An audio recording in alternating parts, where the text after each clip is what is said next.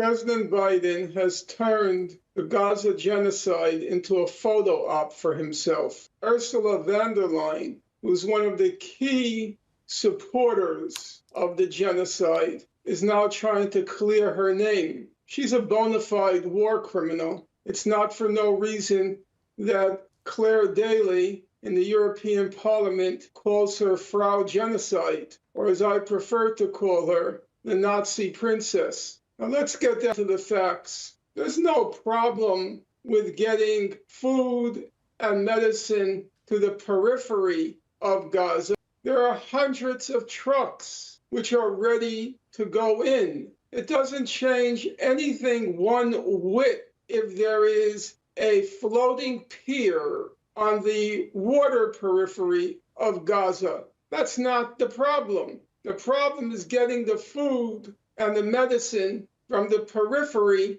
to the people. And Israel is blocking that. It's blocking it both physically and also by its continued indiscriminate bombing to terrorize the civilian population. There's something truly sickening when the President of the United States turns the martyrdom of the people of Gaza into an election year photo op. He's trying to recreate the Berlin airlift of 1948, this time by building a floating pier. I don't know why he just doesn't call on Captain Kirk from the Starship Enterprise to beam down Morton pot pies. This is so preposterous, so ridiculous. The idea that any sane person, any rational person can take seriously at this point in time the words of the two key supporters of the Gaza genocide outside Israel, namely Ursula von der Leyen, Frau Genocide, the Nazi princess, and President Biden. It's simply bewildering. But frankly, I don't believe it fools anybody except for those ghouls inside the Democratic Party bubble. And Norman, President Biden and Ursula von der Leyen would no doubt refute those claims were they here to do so. They might deny the claims, but the factual evidence denies them the option of refuting the claims. There can be no question whatsoever that the two key supporters of the Gaza genocide outside the state of Israel are Ursula von der Leyen and Joe Biden. That is not up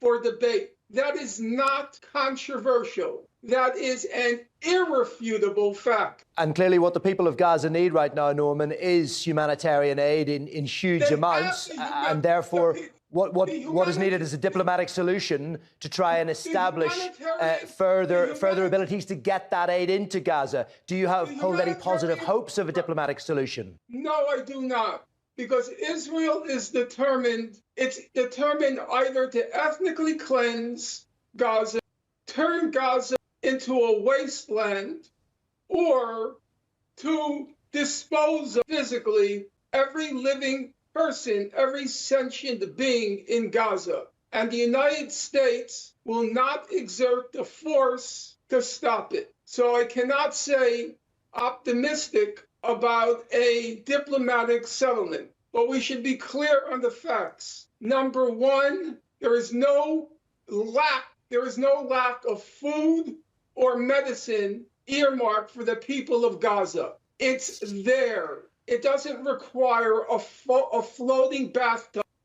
It's right there at the gates of Gaza. It's Israel that's blocking the delivery of the foodstuffs and the medicine. Number two, the chief supporters of the Gaza genocide are now trying to clear their names by pretending to be concerned about the fate of the people of Gaza.